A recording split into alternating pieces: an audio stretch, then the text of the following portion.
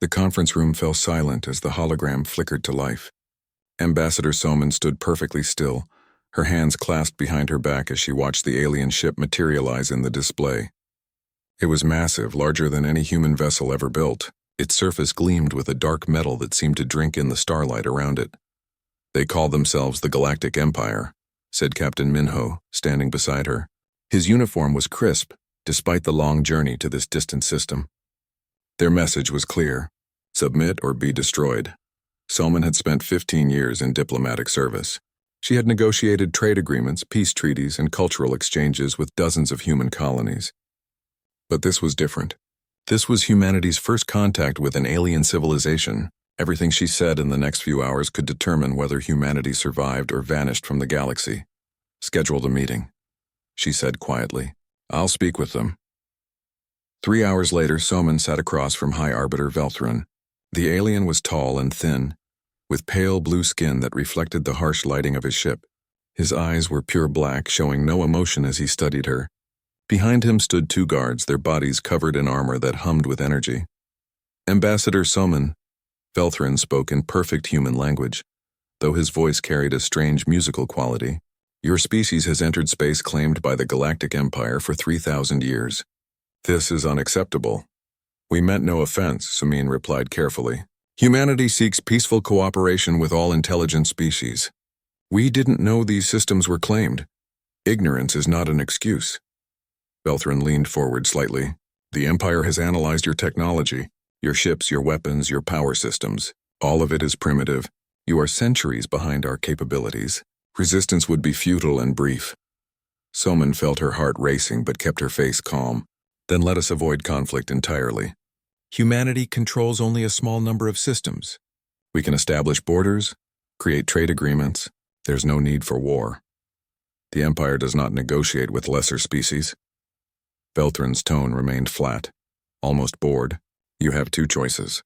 Surrender your territories and technology to the Empire or be destroyed. You have 48 hours to decide." The meeting ended. Soman returned to her ship feeling sick. She had failed.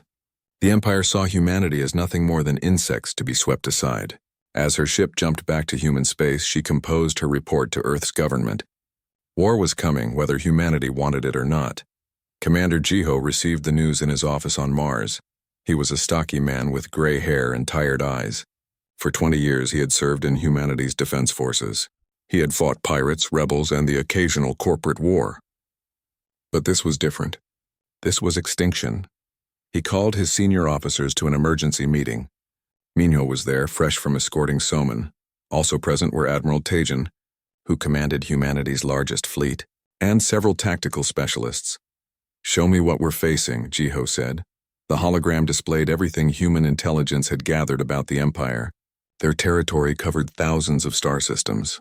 Their technology included weapons that could crack planets and shields that could withstand nuclear explosions. Their military doctrine was based on overwhelming force and mathematical precision. "We can't win," Admiral Tejan said bluntly. "Not in conventional warfare. They have more ships, better weapons, stronger defenses. Even if we united every human colony, we'd be outnumbered 100 to 1.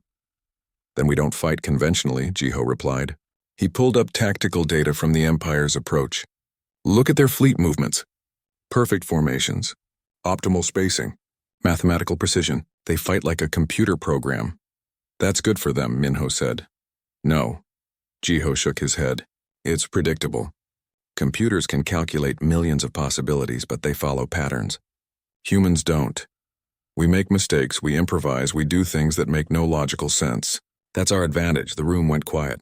Finally, Admiral Tejan spoke. "You want to weaponize chaos." "Exactly." Jiho smiled, though it didn't reach his eyes. "The Empire thinks they understand warfare. They think it's about numbers and firepower and technology. They're wrong. War is about breaking your enemy's will, making them doubt, making them afraid. We're going to teach them that humanity doesn't follow their rules." The 48 hours passed. Humanity's answer was silence. The Empire took this as refusal and acted immediately. 3 human colonies were hit simultaneously. New Shanghai, a mining colony with 2 million inhabitants. Port Darwin, an agricultural world. And Horizon Station, humanity's largest research facility. The Empire's ships appeared without warning. their weapons tearing through orbital defenses like paper. Jiho watched the attacks from Mars Command Center. The displays showed real-time data as human ships tried desperately to respond. They were losing badly. Empire vessels moved in perfect coordination, their fire patterns optimized for maximum destruction. Human defenses crumbled within hours, but Jiho wasn't panicking. He was studying. His eyes tracked the enemy formations, noting every movement, every pattern, every predictable behavior. The Empire fought with absolute efficiency. They never wasted energy, never made mistakes, never deviated from optimal tactics. Minho stood beside him, his face pale as he watched the casualties mount. "Commander, we have to evacuate those colonies. We're losing thousands every minute." "Send evacuation orders," Jiho agreed. "But also send this." He transmitted a coded message to all human military units. The message was simple: abandon standard doctrine. Fight unpredictably. Make them wonder what you'll do next. On the screens, something changed. Human ships stopped retreating in organized formations. Instead, they scattered in random directions. Some charged directly at enemy vessels in suicide runs. Others fled at impossible angles. A few simply stopped moving and broadcast music at full power. The Empire fleet hesitated. Just for a moment, but Jiho saw it. Their perfect formations wobbled. Their targeting systems paused. They didn't understand what the humans were doing because it made no tactical sense. "It's working," Jiho said quietly. "We're still losing," Minho pointed out. "For now." Jiho smiled grimly. "But they're confused. Confusion leads to doubt. Doubt leads to mistakes. The Empire thinks they're fighting a technologically inferior species. They have no idea they're fighting something far more dangerous. They're fighting humans who have nothing left to lose and no intention of fighting fair." The 3 colonies fell. The Empire declared victory, but as their fleets regrouped for the next assault, High Arbiter Velthron stared at tactical reports with growing unease. The human resistance had been chaotic, illogical, wasteful, yet somehow they had delayed his forces by 6 hours. 6 hours that made no mathematical sense. For the first time in his long military career, Velthron felt something unexpected, uncertainty. And in his command center on Mars, Commander Jiho looked at the star charts and began planning humanity's first real counterattack. The Empire had made their first mistake. They had assumed humans would fight like everyone else. They were about to learn that assumption would cost them everything. Dr. Yuna arrived at Mars Command Center 3 days after the first attacks. She was a small woman with sharp eyes and hands that never stopped moving. She carried a single data tablet and looked completely out of place among the military officers. "You wanted to see me, Commander?" she asked Jiho. "I need you to help me turn chaos into a weapon," Jiho replied. "You're the best chaos theorist humanity has. I want to make warfare so unpredictable that the Empire's computers can't calculate our next move." Yuna smiled. "You want to weaponize randomness. Interesting. The Empire operates on perfect logic. They calculate every possibility and choose the optimal response. But chaos theory tells us that complex systems become unpredictable. Even small changes can create massive effects. Can you teach my officers to fight chaotically?" Jiho asked. "Better," Yuna said. "I can teach them to fight in ways that look random but actually create strategic advantages. Controlled chaos. The Empire will see disorder, but we'll be following deeper patterns they can't detect." Over the next week, Yuna worked with the military staff. She taught them to abandon everything they had learned about proper tactics. She showed them how to deliberately make mistakes that would confuse enemy targeting systems. She explained how random movements could be more effective than planned maneuvers. Lieutenant Dabin was one of the youngest officers in the command center. He was brilliant but traditional, always following regulations. Yuna's teaching disturbed him. "This is insane," he told Minho during a break. "She's telling us to throw away centuries of military doctrine, to fight like we don't know what we're doing." "That's exactly the point," Minho replied. The captain had been flying combat missions against the Empire for a week now. He had seen firsthand how traditional tactics failed. "The Empire expects us to fight smart, so we fight stupid. We do things so illogical that their computers crash trying to understand us. But we're losing people," Dabin protested. "We'd lose more fighting their way," Minho said quietly. "Trust the commander. He knows what he's doing." The Empire launched their second wave of attacks. This time they targeted 5 human colonies simultaneously, committing massive forces to each one. High Arbiter Velthron was confident. The first attacks had taught them about human tactics. This time they would crush the resistance quickly, but something went wrong from the very beginning. Human ships didn't defend the colonies. Instead, they scattered in every direction, forcing Empire vessels to split their formations to pursue them. Some human ships charged directly at Empire dreadnoughts, forcing them to waste valuable time destroying tiny threats. Other human vessels simply fled into asteroid fields and nebulae, where sensors couldn't track them. Minho led one of these suicide runs. His small fighter dove straight at an Empire battleship, firing everything he had. The battleship's shields absorbed the damage easily, but their automated defense systems had to track him. For 30 seconds, that massive ship focused on one tiny fighter instead of the larger battle. Then Minho did something completely illogical. Instead of retreating or dying heroically, he stopped firing and spun his ship in random patterns while broadcasting children's music at maximum volume.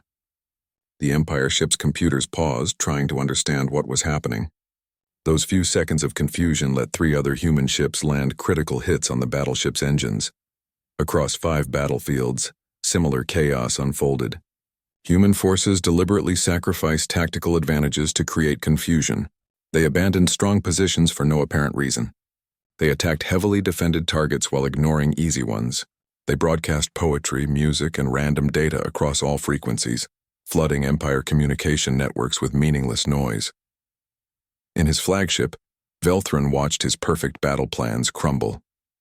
The Empire was winning every engagement, but victory took 3 times longer than calculated. Human forces died in massive numbers, but they died in ways that disrupted Empire operations. Analysis, he demanded from his tactical computer. Human behavior patterns show no logical consistency, the computer replied. Recommendation: increase forces by 40% to compensate for unpredictability. Velthron felt frustration building. 40% more forces. That was billions in resources, thousands of ships, months of preparation time, all because these primitives refused to fight properly. Back on Mars, Jiho studied the results with satisfaction. The colonies had fallen, yes, but each battle had cost the Empire more than expected. More time, more resources, more confusion. They're adapting, Una warned. The Empire will eventually develop new algorithms to predict chaos. We need to escalate. I know, Jiho replied, which is why we moved to Phase 2. Dabin, come here. The young lieutenant approached nervously. Sir? You said our tactics were insane, Jiho said. You were right. But I need you to think even more insanely. I want you to design false retreats that look like real defeats. Make the Empire think they're winning when they're actually walking into traps. Dabin's eyes widened. False retreats. The Empire's computers will analyze our withdrawal patterns. If we make it look authentic enough, they'll pursue. And then we hit them when they're overextended. Exactly, Jiho smiled. Welcome to Chaos Warfare, Lieutenant. Over the next month, humanity implemented Dabin's strategy. Human forces began staging elaborate retreats. Ships fled in panic, leaving behind supplies and equipment. Colonies evacuated hastily, abandoning valuable infrastructure. Every action screamed of defeat and desperation. The Empire pursued eagerly. They pushed deeper into human territory, confident that victory was near. Velthron sent reports to the Empire's Central Command declaring that human resistance would collapse within weeks. Then the traps sprung. Human ships that had retreated suddenly returned with reinforcements. Those abandoned colonies contained hidden weapons that activated when Empire forces entered orbit. Supply depots that appeared to be left behind exploded when Empire ships tried to claim them. But the most devastating attacks weren't physical. Humanity had learned that Empire ships relied on quantum communication networks that connected every vessel. Una developed a virus specifically designed to exploit this. When Empire ships investigated human databases on captured worlds, the virus spread through their networks. It didn't destroy their systems. That would be too simple. Instead, it introduced tiny delays. Milliseconds where targeting computers took slightly longer to lock on. Microseconds where tactical displays showed information a fraction behind real time. Individually, these delays meant nothing. But in high-speed space combat, they were fatal. Empire ships started missing shots they should have landed. Their formations became slightly uncoordinated. Their perfect efficiency degraded by just 2%. But that 2% was the difference between victory and defeat. when fighting an enemy that refused to be predictable. Velthron realized too late what was happening. He ordered his fleets to retreat and purge their systems. But the damage was done. The Empire had lost 12 major battles in a single week, not because humans were stronger, but because the Empire no longer trusted their own technology. "Sir," Minho reported to Jiho, "Empire forces are requesting massive reinforcements. Intelligence suggests they're preparing to commit their core battle fleets." "Good," Jiho replied. "Let them bring everything they have." "Yuna, prepare Phase 3. The Resonance Project?" Yuna asked carefully. "Commander, it's not fully tested. We don't even know if it will work." "It'll work," Jiho said with certainty, "because the Empire still doesn't understand what they're fighting. They think this is about technology and firepower. They're wrong. This is about breaking their confidence, making them doubt everything they believe. And when their core fleets arrive, we're going to show them something that will shake their entire civilization." Across the galaxy, Empire ships gathered for the final assault. Thousands of vessels representing centuries of military might. They came to crush humanity once and for all. But in hidden research facilities throughout human space, scientists worked on a weapon that would change everything. A weapon that would make the very stars cry out in pain. Engineer Hana stood before the military council with trembling hands. She was 30 years old and had spent the last 5 years studying Empire technology from captured vessels. What she had discovered would change the war forever. Their technology operates on quantum frequencies, she explained, projecting diagrams into the air. Every Empire system, from their weapons to their life support, uses precise quantum harmonics. It's incredibly efficient, but it has a weakness. What weakness? Jiho asked. If we can generate specific interference patterns, we can disrupt those frequencies. Not destroy them, but create dissonance. Like playing the wrong note in a perfect song. Their systems will malfunction. Counselor Tajin frowned. He was a heavy-set man who represented Earth's civilian government. "How do you create this interference?" Hana took a deep breath. "We broadcast sound waves and electromagnetic pulses through space. Specific patterns that match and counter the Empire's quantum frequencies. The effect will spread through their communication networks." "This is too dangerous," Tajin said immediately. "You're talking about weaponizing fundamental physics. What if it affects our own systems? What if it spreads beyond our control?" "It won't affect human technology," Hana insisted. "We don't use quantum harmonics the same way. Our systems are messier, less efficient, but more resilient. That's actually our advantage here." "I don't like it," Tajin said. "This feels like we're opening a door we can't close. What if other species start using this weapon? What if it becomes a threat to all advanced technology?" Jiho stood up. "Counselor, the Empire is gathering their core fleets. In 2 weeks, they'll have enough firepower to destroy every human world simultaneously. We need every advantage we can get." "Hana, how long to build these generators?" 10 days, Hana replied. "We'll need to position them in multiple star systems to create effective coverage." "Do it," Jiho ordered. "Commander, I must protest," Tajin began. "Your protest is noted," Jiho said coldly. "But I have authority over military operations. This weapon will be deployed. If we survive this war, you can bring me up on charges. If we don't deploy it, there won't be anyone left to charge." The council dismissed in tense silence. Hana immediately began coordinating with engineers across human space. They worked day and night, building massive resonance generators. Each one was the size of a small ship, filled with complex equipment that could broadcast interference across light years. Minho helped position the generators. He flew missions to place them in strategic locations, hidden in asteroid fields and nebulae where Empire scouts wouldn't detect them. It was exhausting, dangerous work. Several pilots died when Empire patrols discovered them. "Is this going to work?" Minho asked Hana during one supply run. "Honestly, I don't know," Hana admitted. "The theory is solid, but we've never tested it at this scale. We're basically creating a galaxy-wide interference field.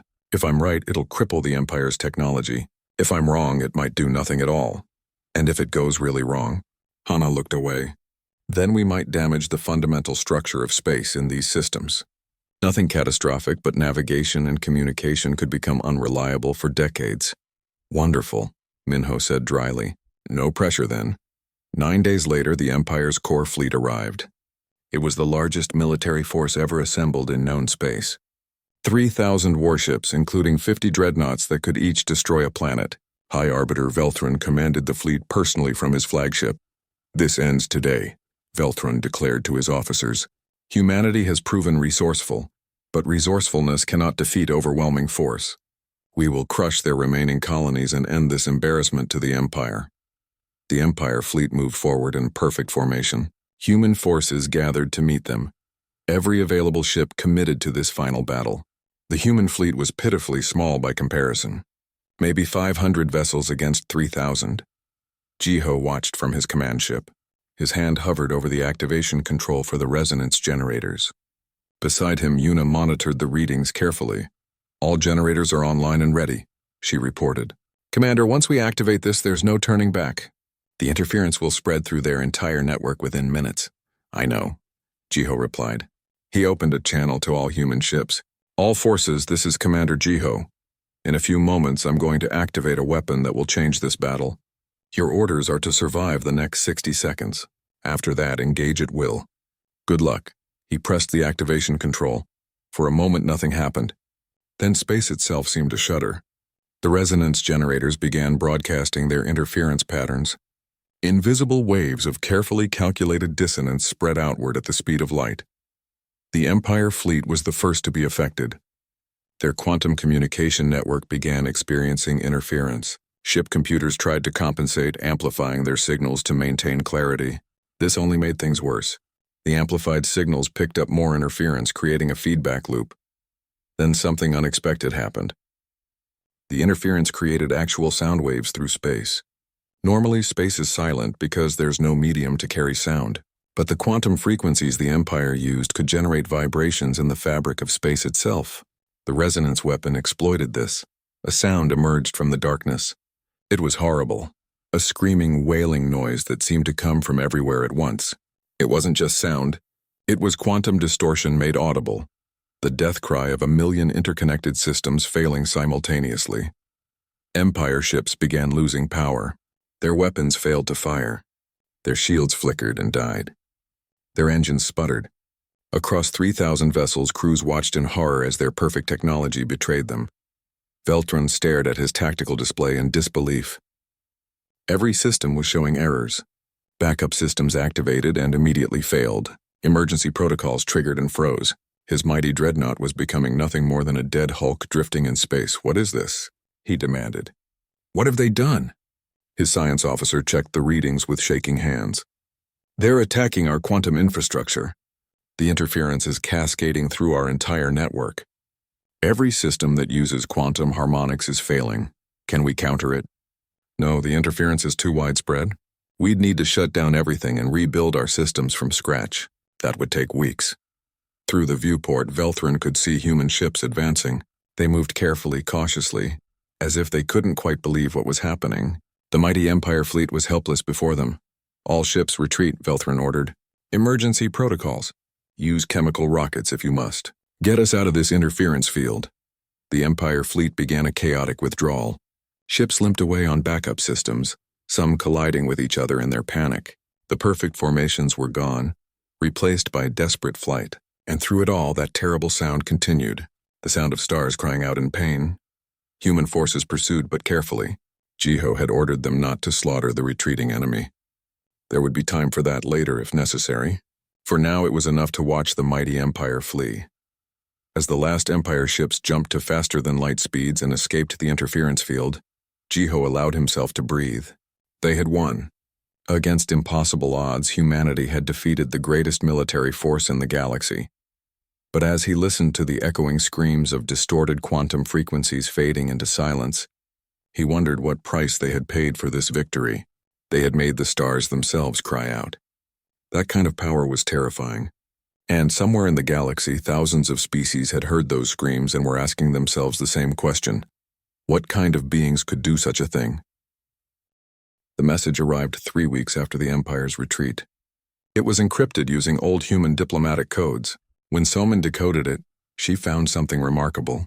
A defection request advisor Curie arrived on Mars under heavy security. She was a former Empire diplomat, tall and elegant with pale green skin and forearms. She moved carefully, aware that human guards watched her every step. Soman met her in a secure conference room. Jiho was there too, along with Minho and several intelligence officers. "Thank you for seeing me," Curie said in perfect human language. I know you have little reason to trust the Empire. None at all, Jiho replied bluntly. Why are you here? Because the Empire is collapsing, Curie said. Your victory has triggered something we never expected. Rebellion. Across the galaxy, subjugated species are rising up. They heard the stars cry out when you defeated our fleet. They realize the Empire is not invincible. Good, Jiho said.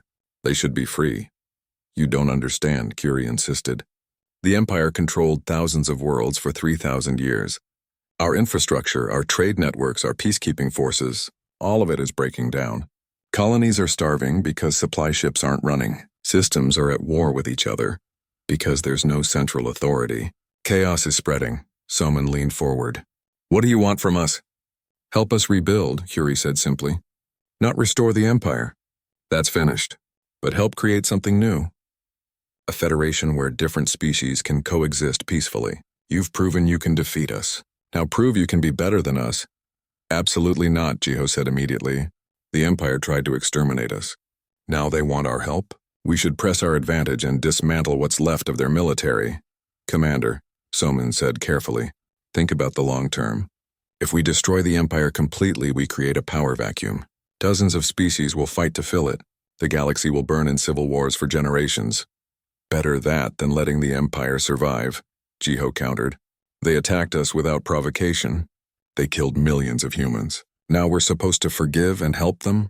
I'm not asking you to forgive, Curie said quietly. I'm asking you to be wise. Revenge feels good, but it solves nothing. Build something better instead. The debate continued for hours. Eventually, Jiho allowed Curie to stay as a consultant, though he made clear he hadn't decided anything. The argument between military destruction and diplomatic rebuilding would define humanity's next steps. Meanwhile, Admiral Siwu commanded the human fleet that now patrolled former Empire territory. He was a careful, methodical officer who preferred planning to improvisation. His ships moved through liberated systems, helping maintain order and protecting refugees. But Siwu discovered something disturbing during a patrol near the Outer Rim. Energy signatures that matched Empire military vessels, but hidden in uncharted systems. He sent reconnaissance drones to investigate. What he found chilled him. A hidden fleet of Empire warships, at least 500 strong. They weren't part of the official Empire forces that had surrendered. They were something else. Siwu immediately reported to Mars. When Curie saw the images, her face went pale. Rogue elements, she whispered. I feared this. When the Empire's central command collapsed, several military factions refused to accept surrender. They believe they can restore Empire glory through force. Who leads them?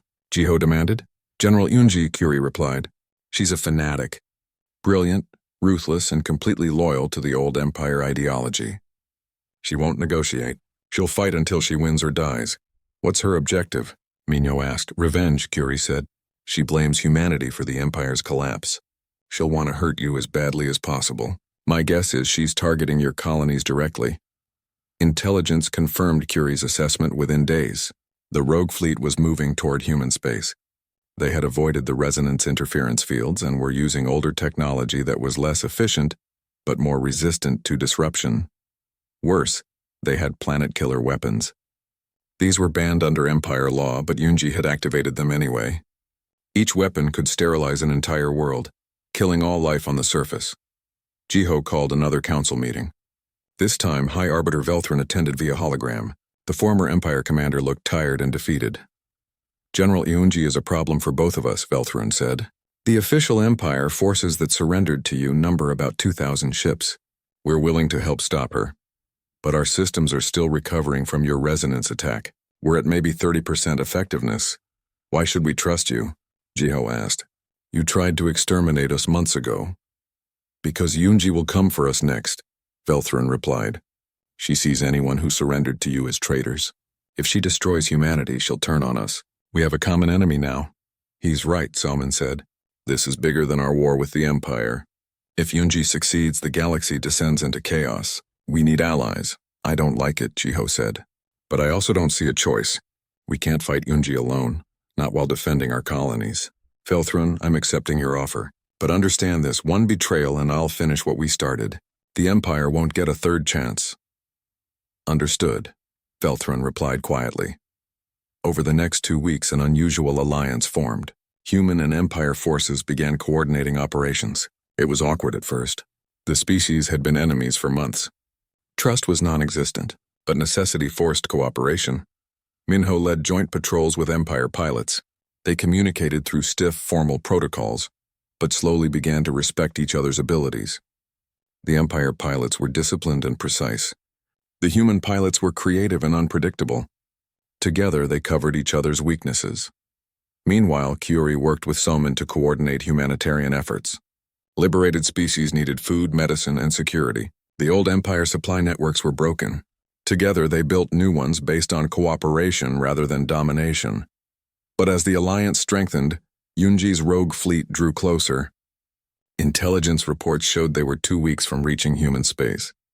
They had 8 planet-killer weapons armed and ready. We need more than ships, Hana told the council. The resonance weapon won't work on Yunji's older technology. We need something new. Like what? Jiho asked. I'm not sure yet, Hana admitted. But I'm working on an idea. Give me a week. That week passed intense preparation. Allied forces gathered at strategic points. Evacuation plans were drawn up for vulnerable colonies. Everyone knew the battle was coming. Then Velthron sent a private message to Jiho.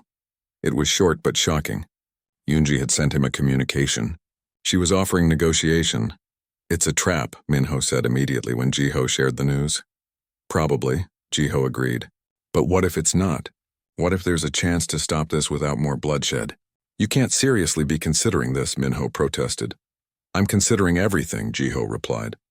That's what command means. Making impossible choices. But before Jiho could respond to Yunji's offer, new intelligence arrived. It was devastating. Yunji's fleet had split. Half were approaching human space as expected, but the other half had vanished, their destination unknown. She's not negotiating, Curie said with certainty. She's dividing our attention. While we focus on her main fleet, the second group is moving to strike somewhere else. But where? Soman asked. Velthron's hologram flickered with distress. The Empire homeworld. She's going to destroy it. Billions of lives. She'd rather see the Empire burn than surrender. Jiho stood frozen, facing an impossible decision. Send forces to defend the Empire homeworld and leave human colonies vulnerable? Or protect humanity and let billions of former enemies die? Time was running out, and whatever choice he made would define not just the war, but the kind of galaxy that would emerge from it. Jiho made his decision in seconds. Split our forces. Admiral Siwu takes half the fleet to defend the Empire homeworld. I'll lead the rest against Yunji's main force. Velthron, coordinate with Siwu. Soman, start evacuating vulnerable colonies now. Commander, we don't have enough ships, Minho protested. If we divide our forces, both groups will be outnumbered. I know, Jiho replied. That's why we need Hana's new weapon ready immediately. Hana, what do you have? The engineer looked exhausted but excited. I've been working with a young technician named Junho. He had an idea. What if instead of using resonance to disrupt systems, we use it to harmonize them? Explain, Jiho said. The original resonance weapon created interference that made Empire technology fail. But resonance can also create harmony. We can broadcast frequencies that allow different technologies to work together perfectly. Human systems, Empire systems, technology from liberated species. All of it coordinated like one giant network. You want to network the entire Allied fleet? Velthron asked incredulously. That's impossible. Our systems are fundamentally incompatible. Not anymore, Junho spoke up. The young technician was barely 20 years old, but his eyes burned with confidence. The harmonic resonance creates a translation layer. Ships can share targeting data, coordinate movements, even combine shield strengths.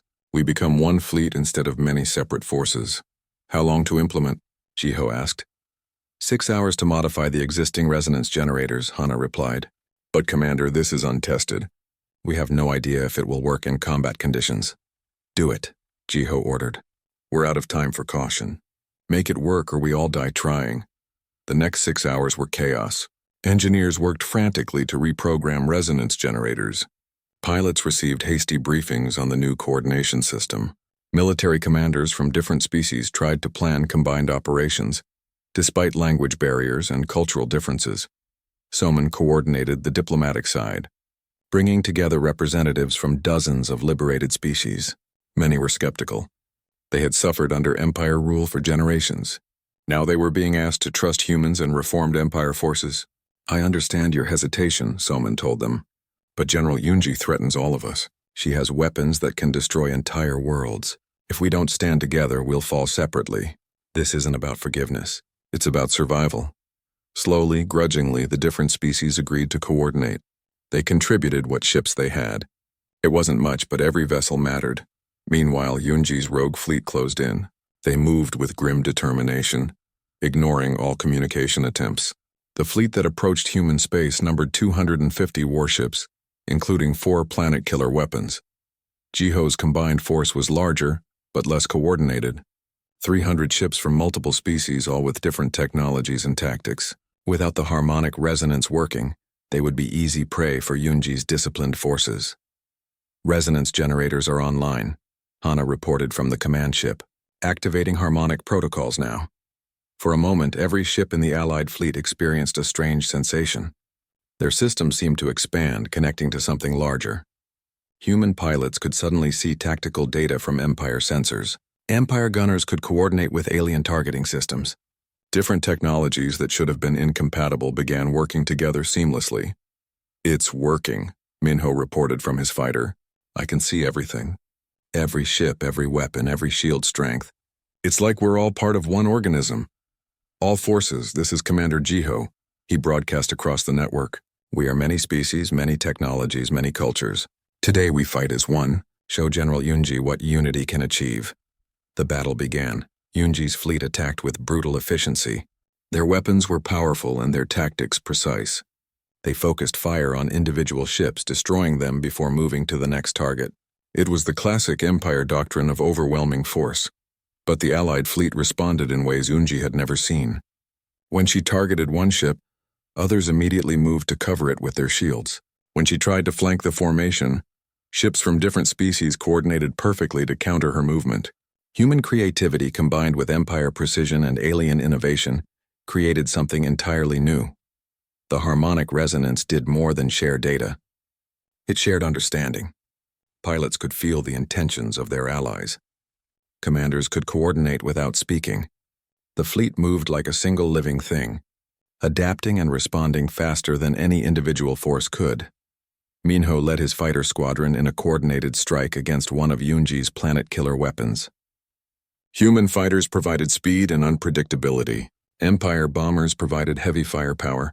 Ships from liberated species contributed specialized weapons. Together they overwhelmed the weapon's defenses and destroyed it. "One planet killer down," Minho reported. 3 to go, but Yunji was adapting. She realized the Allied fleet was too coordinated to fight conventionally. So she changed tactics. Instead of engaging directly, she began targeting the resonance generators themselves. "They're hunting our generators," Hana warned. "If they destroy enough of them, the harmonic network will collapse.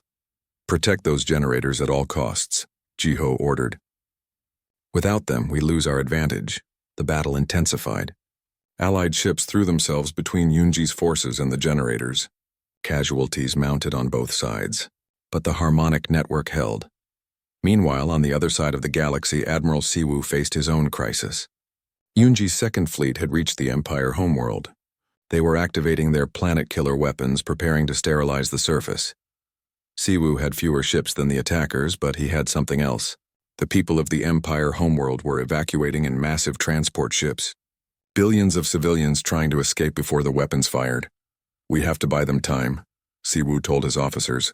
"Every minute we hold is 1,000,000 lives saved." His fleet engaged the attackers in desperate combat. They were losing, but they were slowing the enemy down. The harmonic resonance network extended even here, allowing Siwu's forces to coordinate with Empire defense platforms and civilian ships. Back at the main battle, Jiho received reports of Siwu's situation. The Admiral was holding, but barely. If Jiho couldn't defeat Yunji's main force soon, Siwu would be overwhelmed and billions would die. "We need to end this now," Jiho said. "Hana, can you boost the resonance to maximum?" "It's risky," Hana replied. "Too much harmonic energy could overload our systems." "Do it," Jiho ordered. The resonance generators increased their output. The harmonic network intensified. Every allied ship felt it, a connection so strong it was almost overwhelming. They could sense each other's thoughts, feel each other's determination. And then something unexpected happened. The harmonic resonance spread beyond the allied fleet. It reached Unji's ships. Their crews, who had been fighting with cold efficiency, suddenly felt the emotions of their enemies. Fear, determination, hope, and most powerfully, unity. Some of Unji's ships hesitated. Their crews questioned what they were doing. Was revenge worth destroying worlds? Was restoring the old empire worth becoming monsters?